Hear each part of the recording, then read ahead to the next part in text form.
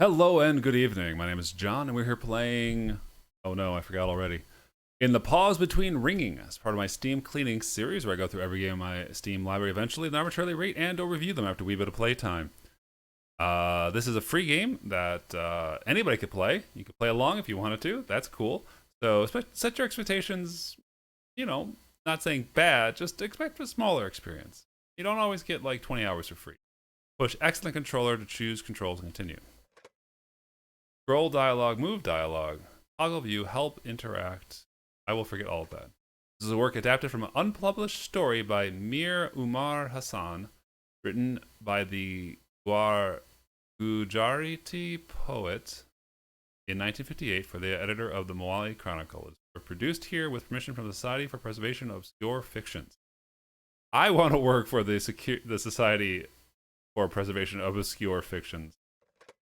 To be completed is to be enclosed, to find yourself contained within the margins of your own body and the boundaries of the collective region. To be complete is to be able to see an edge of history. That's a big phone. In the pause between the ringing. Hello? Hello? Hello? Hello?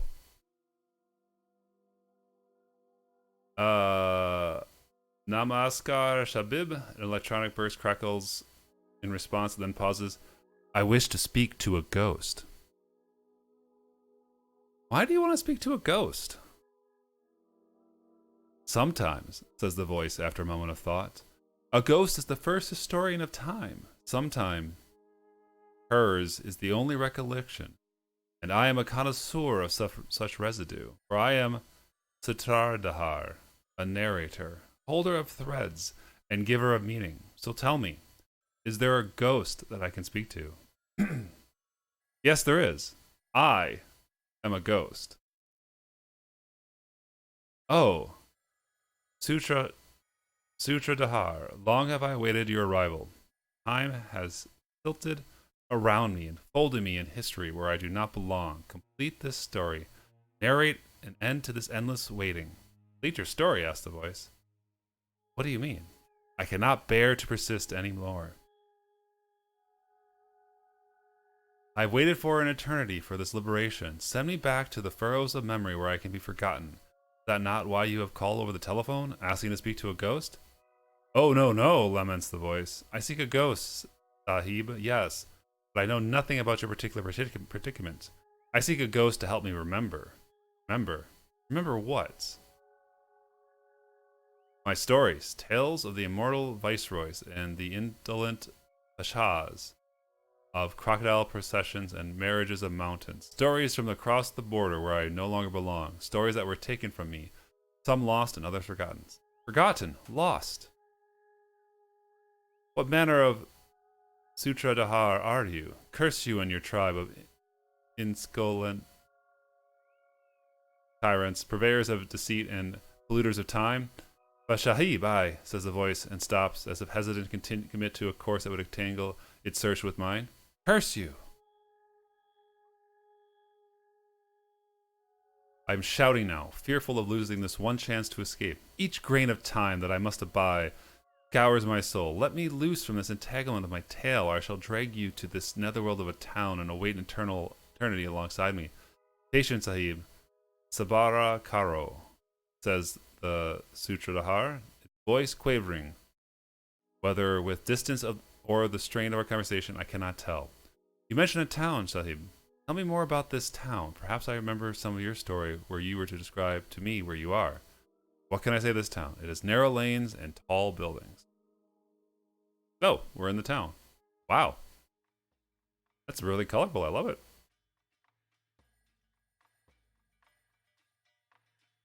Whoa. What? Okay, Oh, that's immediately nauseating. That was definitely a portal hop there, but that was, whew. Alright, we have giant clothespins. Correct? No. Very Escher-like.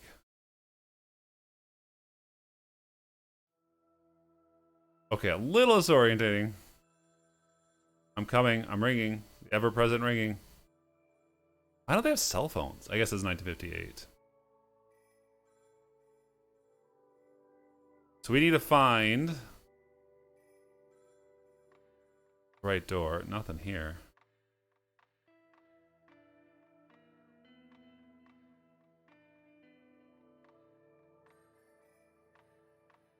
I am fascinated how they use the...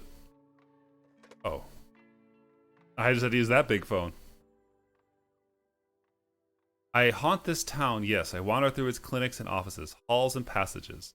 The empty boarding houses and karkhanas have been home to me. I linger in the small corner where they keep this shrine, and I wait beside the doorway that are shuttered. Most of all, I haunt this room. Ah, a room. All stories ferment in rooms. Tell me about this room that you haunt. Describe it to me.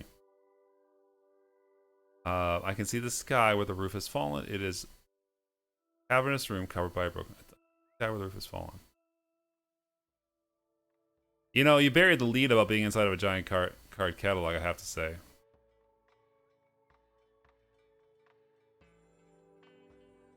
What I was going to say is I really appreciate how they use the ringing of phones as part of the soundtrack. It really ties the experience together. We got fans for the paper airplanes. What a striking visually... what a striking game visually. Can't use this phone. It's too big. Far too big. But we can use this phone. Right? Yeah. I see it now. I can see it, Sahib. Clear as day. The voice reverberates with panic of a sudden realization.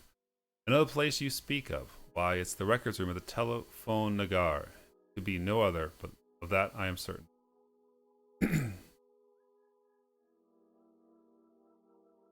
Telephone Nagar, what is the manner of this what place is that? Sure. A frontier town, built on the fulcrum of time. Town that ripened and burst long ago and spewed so many tales from its verdant core that I can no longer discern distinct stories from my memories of that place. But surely you must know something that can help. A fragment that is all I need. Anything that explains why I'm condemned to wait here. Alright, Sahib. Since you insist, I tell you the story of Quabal and the death of Telephone Nagar. I press the phone to my ear and wait the tale. Why did... our story begin... There's a button that's toggling. I'm not sure what it does. Our story begins on Wednesday, the 28th of August, 1833, when slavery was abolished everywhere except the territories ruled by the East Indian Company. It was then that an Irish doctor named William Brooke O'Shaughnessy decided that the world was porous and riddled with invisible arteries that only he could see.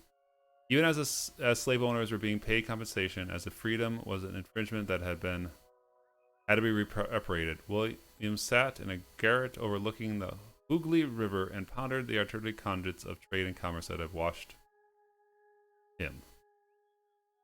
Like an arid corpuscle on the shores of this enslaved country. So William O'Shaughnessy joined the company?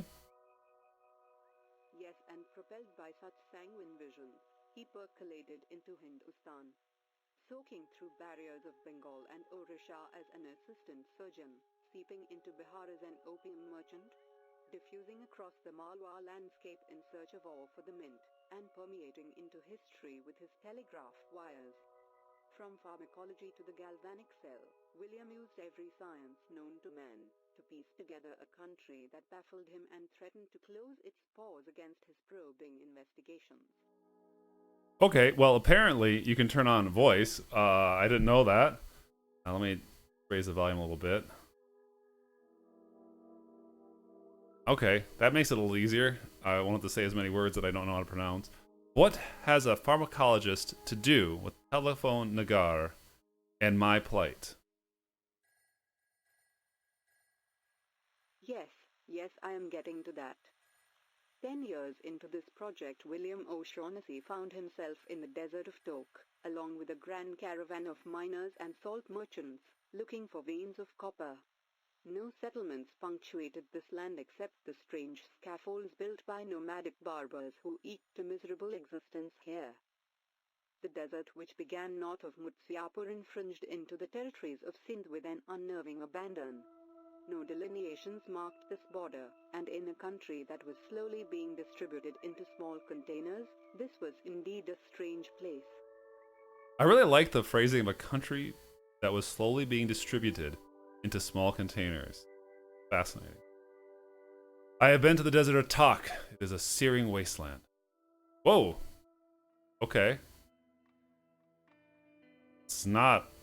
I have not been to this desert, to be honest with you. It is fascinating.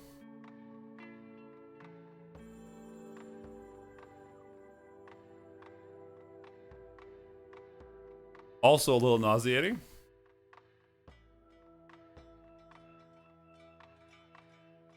What a visual style.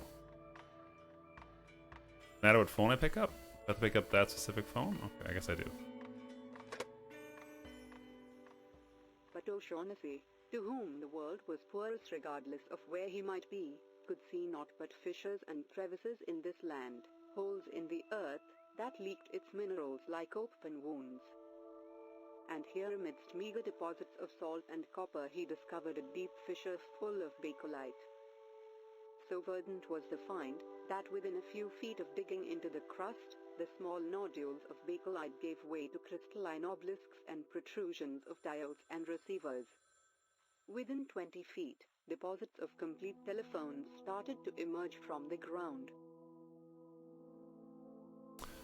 I assume this is artistic license, but I don't think you actually mine for telephones. Yes, telephones ooze onto the very surface here. So rich are the mines, the telephone mine. Indeed, rich were the mines. But this verdant find was located in that part of Tok which was deep within the independent territory of Sindh. Though this might not have been evident to O'Shaughnessy at the time of discovery, it was certainly clear to the head assayer who had procured a remarkable map for this expedition. I cannot tell you what this realization led to, but suffice to say that the head assayer was a distant cousin of Charles Napier, who called his illegal annexation of Sindh that very year a noble piece of rascality. How do you punish a man if he steals an entire country?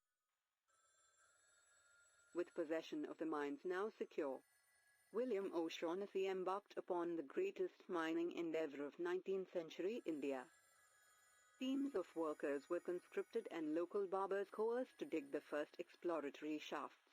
Teakwood trunks from the Wasta forests were dragged like a giant caterpillar, to be hewn into shacks and offices, and to shore the mud and rock of the tunnels being dug.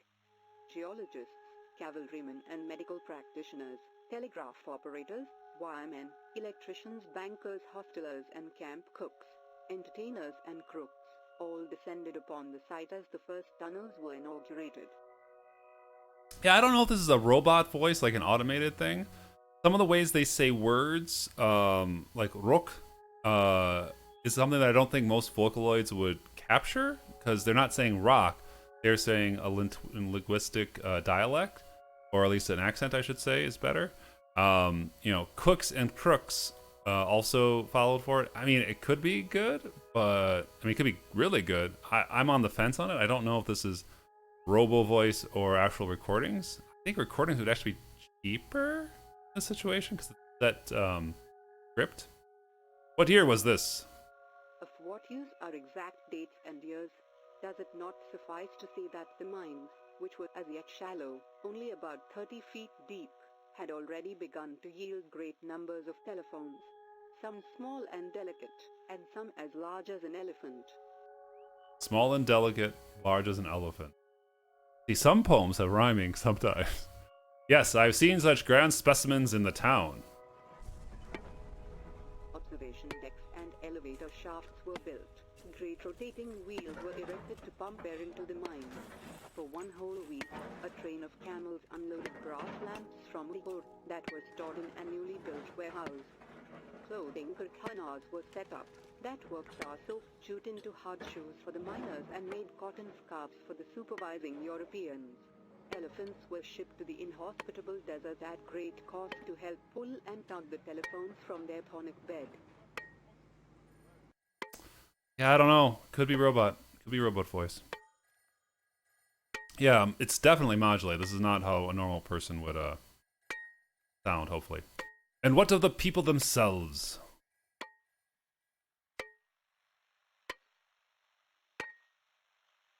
Okay, D-pad mouse. The people, the well mining crews from Srinagar and Burma, from Ceylon and Hampi and Kadirmuga, started to descend upon the settlement, and were readily hired.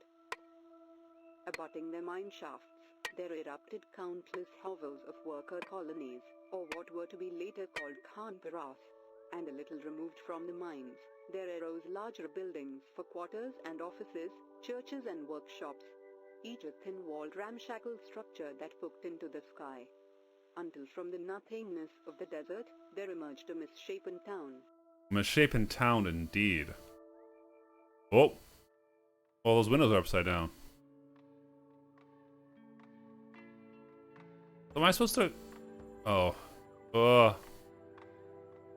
Oh, no. Okay.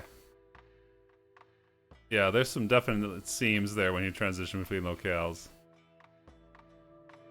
If I go back to this door, is it the same place I was? Or is it gonna... Same place I was, it's just... These are very small level cells. That's why it's so nauseating to me, because it's just off a little bit. Ugh. It's rough is what I'm saying, it's rough. Alright, we're off the beaten path here. We're exploring. Should not be here. I'm not earning anything by going off outside the level.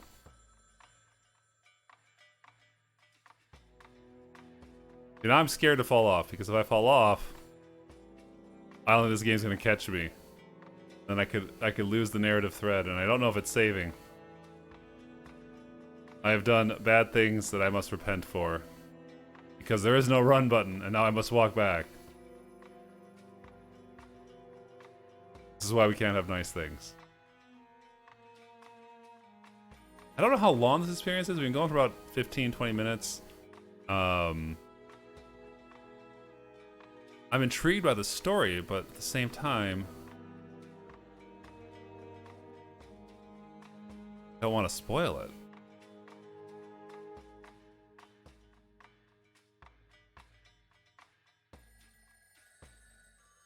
Okay, that's a dead end. All right. Let's go back to the phone we answered. Let's do at least one more call. Let's see what happens.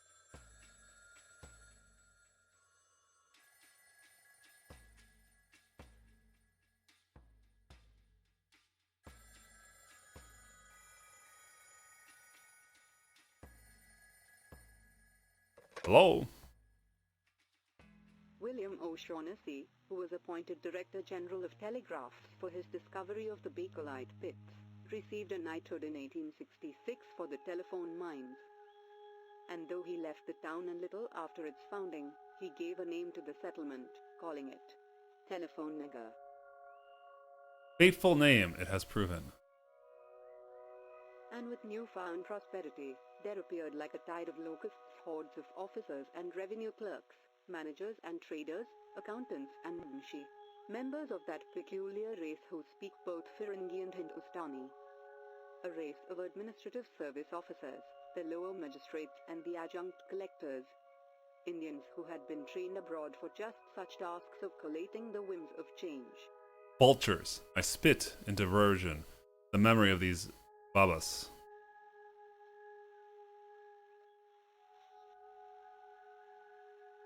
This new and formless settlement attracted them, this absence of discrete boundaries. Where else could you live in such proximity to the British, the Dutch or the Americans who worked alongside them? Where else were you allowed to so clearly see what being an equal might be like? Not that they were equal. There were separate living quarters, of course, separate messes and places of worship and even separate streets. But to be so close to the foreigners was exhilarating.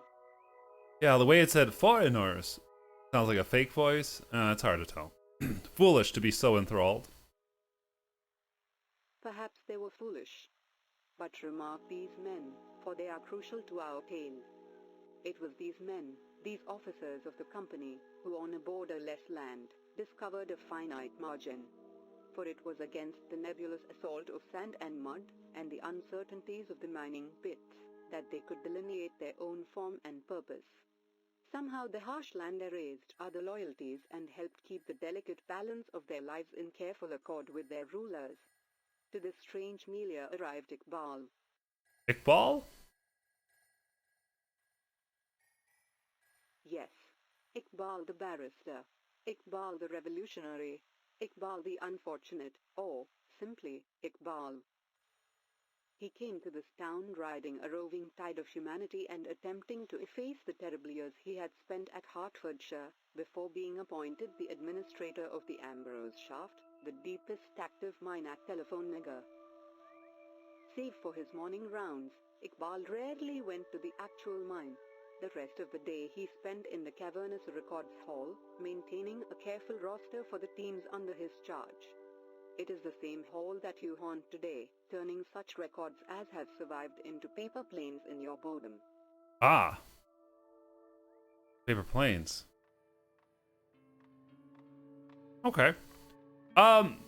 This is a fascinating experience. Visual design, sound design, all really top notch. Narrative is pretty interesting. It's obviously not based on reality because there are not. Please tell me I'm not wrong here. There are not telephone mines in the real world. Not a lot you do gameplay wise, except for find the phones and continue through. But this has been in the pause between the ringing. Yeah, pretty cool. Cheers.